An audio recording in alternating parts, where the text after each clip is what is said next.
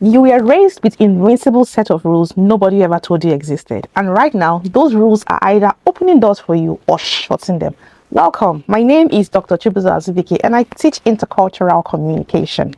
I am a mother living in the US, a Nigerian woman living in the US, raising two kids. So I know this from living in two worlds. Why is intercultural communication a necessity in your business, your non-profit, you being a global leader? Why? There are several benefits of intercultural communication. Remember, the world is a global village, and one of them is healthier communities. Genuine community requires lowering defenses and celebrating differences, not just tolerating them. Increased commerce, businesses. Why are you on Upwork? How can you even function in a place like Upwork where you have professionals and vendors and people from different parts of the world if you don't know intercultural communication? Reduce conflict. Hey, a misunderstanding is one of the leading causes of conflict. So, intercultural communication helps to reduce misunderstanding and conflict. Personal growth, very important. The more we learn about others, the more we learn about ourselves. Remember, culture is not innate. Culture is learned. And culture dictates how we do everything, including how we show up. Let's look at some concepts as we delve better into this intercultural communication as a concept, and this is very important if you want to build intercultural competence. Now, in 1948, Marshall predicted technology will shrink the world into a global village where everyone is connected in a single community. Today, that is a reality with Facebook, Instagram, and several social media. You can see what is happening in a country you have never been to. However, this is also creating some tension, and one of them is xenophobia. Xenophobia is basically the fear of foreigners or something that is foreign to you. Basically, the fear of something that you're not aware of or that you're not used to. And technology is connected to our devices. So it did not connect our cultures alone. Technology is connected to our devices. It's not connected to our culture. So intercultural communication is that bridge that would help for smooth communication. Now, when we talk about the contextual model of intercultural communication, there are 5 contexts. One is the cultural context, which is the larger circle, the overall beliefs of a people. The microcultural context, smaller groups within a large culture, which we have explained in a previous video. You can check that out. Environmental context, of course, we've explained that, how environment dictates how you communicate. Perceptual context, how individuals, filter information through their senses, same message, different cultural perception. Socio-relational context, the relationship between speakers, student and teacher, boss and employee. It differs across concepts. For example, as a teacher here in the US, you have to get to the class before your students, ensure that everything is set, the chairs. But in Nigeria, it's a totally different thing. You see, in Nigeria, when you are a student, you have to be in class before your teachers. You help them carry their bags. That's a sign of respect.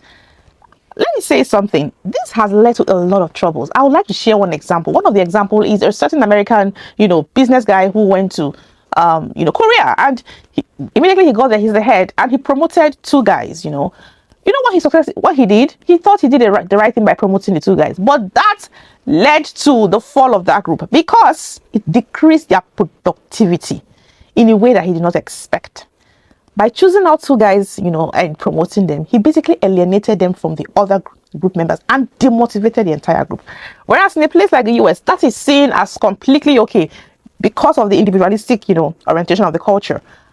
Promoting 2 people would stir to encourage others. So that's why it's important that you're careful to understand intercultural context across communication. Okay. Now, in order to understand this, there's individualism and there's collectivism. Individualism, basically the individual is unique, personal independence is highest, freedom of choice, self-fulfillment. The US scores 91 out of 100, very individualistic. Now, collectivism. Collectivism, the group is primary, there's mutual obligation, duty above personal desire. Personal desire is suppressed. Harmony and interdependence. Again, one is dependence, that's individualism, but for collectivism, it's about interdependence. And here you have countries like China, Nigeria, they're all big on we. Now, let's now look at what research has shown. Research has shown that despite where you come from, whether you're from an individualistic community or you are from a collectivist community, the goal of every human being tends towards the pancultural self. And what is the pancultural self? It basically says that all human beings have 2 universal drives: self-enhancement, maintaining positive self-views about themselves, and self-protection, minimizing negative views. Even in collectivist culture, human beings tend towards what? self-enhancement, and self-protection. How does this show up? For example, it shows up in a group. Now let's look at a collectivist group. A child who gets, let's say you get rewarded for something, or you get an A in class. In a collectivist group, that child that got an A would give credence to the parents. Oh, I got an A because my parents did this for me. You know, that's how they'll communicate. And then you want to feel good among, you want to make your parents proud, and then you feel good. That's self-enhancement, that's self-preservation. So you did that to make your parents feel good, but that rubs off on you, even though you're in a collectivist society. The same thing, a man who is doing something in a community and all of that, he's doing that because, yeah, he's going to say it's teamwork, but he's doing that to be perceived as being a team builder in a collectivist society. So in the end, you are seen as a good person. You're perceived well. That's what research is saying. Of course, that's very straightforward for individualistic society. Self-enhancement, self-protection, the ego is preserved. And that's, for example, an example would be in an individualistic society where a student maybe gets an A, or not gets an A will be passing, but gets a D or fails the class. He will say, oh, that teacher doesn't like me. Because the goal of every individual is self-enhancement and self-protection. Saying, oh, that lecturer doesn't like me, it doesn't like me, is a way of protecting the ego, because you don't want to take in negative views about yourself. So that's a way of deflating whatever that has been said to you and protecting your ego. Does that make sense? That is what we talk about when we say the pan-cultural self. So your Nigerian child calls an aunt by their first name in America. You see disrespect. They see that is normal, right? They are operating from vertical collectivism, which is about hierarchy, positional respect, and obedience. They're not just being respectful. And one has to be very careful here, because when you're raising children in a collectivist society, the goal is reintegration. So children are raised in a collective society to grow up, to look out for the younger ones, to be responsible. That helps social harmony of the group. In an individualistic society, the goal is independence, because there's that saying in the US, the squeaky wheel gets the grease. So basically, how unique you show up, how much you make noise, you will be observed and you will be paid attention to. And that's why you see from a very young age, even in the school here in the US, you see they begin to teach them about their personal space. You'll be shocked. They teach them about their personal space from a young age. They put lines, boxes. Everybody has their personal spaces and they stick to it. At home, they also have their rooms. Their parents make sure that each person has their personal space, because of course about individualism. And at 18, they go their way. So that's way they're able to strive. Now imagine you are in the US as a Nigerian like me, and you're raising your children. These children are bicultural. If you raise them to be solely collectivist, they will not survive in an individualistic society. They will be timid. They will be easily intimidated. They will not survive. So you have to be careful where you're teaching your children. Yes, be respectful to elders. All of those nice cultural values. Again, the goal of this video is not to say this is bad or this is wrong. The goal is to help you to build intercultural competence. When you're doing everything with your children, so that people back home will say, yes, you're raising your children well. Remember, they don't live back home, they live here. So I would say bend but don't break. That's a quote from one of my colleagues. Bend but don't break. So even though you help them, teach them how to survive in the best of two worlds, they need to be assertive. They need to look people in the eye. They need to be, bold. They need to be courageous. And that is not being disrespectful. That is a survival skill they need to survive in individualistic communities. Now let's continue. Another concept is power distance and value orientation. So power distance is how much less powerful members accept. So basically, this is just speaking about how much less powerful members accept unequal power distribution. Now you have small power distance and large power distance. You find large power distance, there's a lot of, basically in large power distance, there's a lot of inequalities expected. Power is positional based on rank, birth, and title. Here, children are taught disobedience. A typical example again is Nigeria. While small power distance, inequalities are minimized. Power is earned. Is earned. And that's how when in a place like the US, which you have that small power distance, this also, you have to also be careful, because if you're you're a staff, you don't accept so much power, there are things you can do. You still have to consult even those who are way your subordinates. If you're most qualified, you still have to consult them. So understanding the power distance of the terrain that you work is very important. In places where you have those power distances, rank matters regardless. In some places it doesn't matter. You just have to ensure that you carry everyone along. Now, when you think about this, let's now move forward to 10 universal values. These are self-direction, simulation, hedonism, achievement, power, security, conformity, tradition, benevolence, and universalism. These are the 10 values that are present in every culture. Now, when you think about this more, there's the concept of uncertainty avoidance, stroke long and short-term orientation. So uncertainty avoidance is how threatened a culture feels by uncertain situations. Take, for example, the US, for example, if you're going for an event, it's strict to schedule, it's planned from this to this activity, a time slot is allotted for something. But in a place like Nigeria, people may not RSVP to attend an event, they show up, they just know that things are going to happen and it's fine.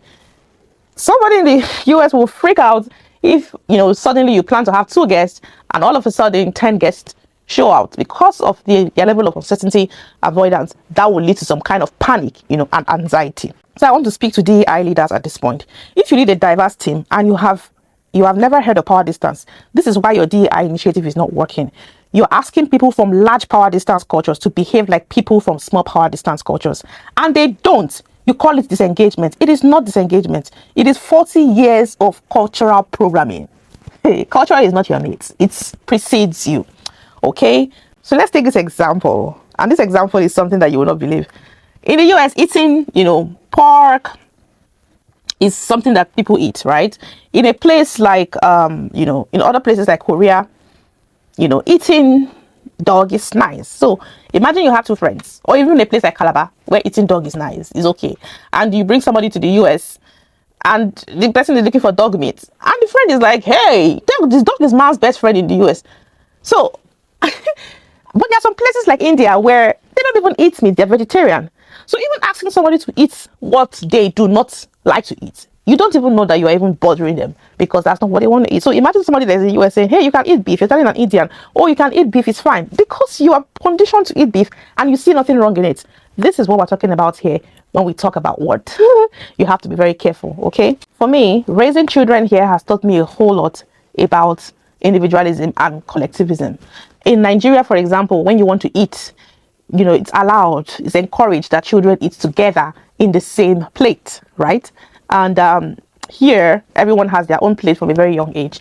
And so sometimes when you will be trying to get your children to eat together in the same plate and they go like yucky, I've had my first daughter say, oh, this is yucky, and a friend was like, if Nigerian friend was like, oh, that's not nice, how do you even refer to yucky as your sibling? That's because she's been socialized in the American way, and she understands that her space is precious and that eating alone is the ideal way. That's how they are taught in school to eat. Remember, these children eat breakfast in school, they eat lunch in school, and they eat only dinner at home because of how the society here is designed.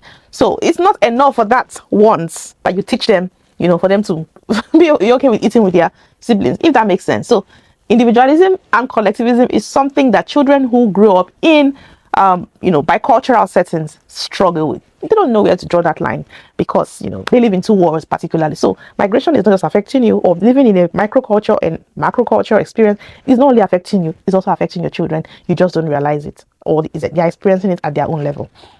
Okay, now, I teach a lot about scholarships, grants, global opportunities, leadership development. Please check the link in the post if you have questions. To end this, I want to talk about 5 fundamental assumptions of intercultural communication. One is that the message sent is really the message believed. Ethnocentrism, which is the lens with which you see things, right? If you are from a particular culture, let's say since I'm Igbo, I might be Igbo-centric because that's my worldview, right? Africa, Afrocentric. So Afrocentrism filters everything. Number 2 is it is primarily a non-verbal act. Silence, space, and body language carry more meaning than words.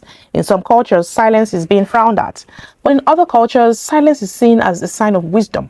Imagine engaging with someone in the US and maybe you're silent. They might see that you're being disengaging. But for example, in Native American or some other places, silence is fine if you're silent. Initial interaction is a group phenomenon. We see the category before we see the person. It involves a clash of style, directness and indirectness. Again, we go back to high context and low context culture. So yeah, thank you so much for watching. If you have any questions, feel free to drop in the comment section. Tell me what you would like me to talk about. I'm happy to share that content. Don't forget, I teach a lot about getting global opportunities. That's why I'm teaching you how to be interculturally competent, right? I teach a lot about leadership development. So feel free to invite me for your corporate leadership development training, DEI. The link to contact me is in the description. Don't forget to subscribe. I'll see you on the next one.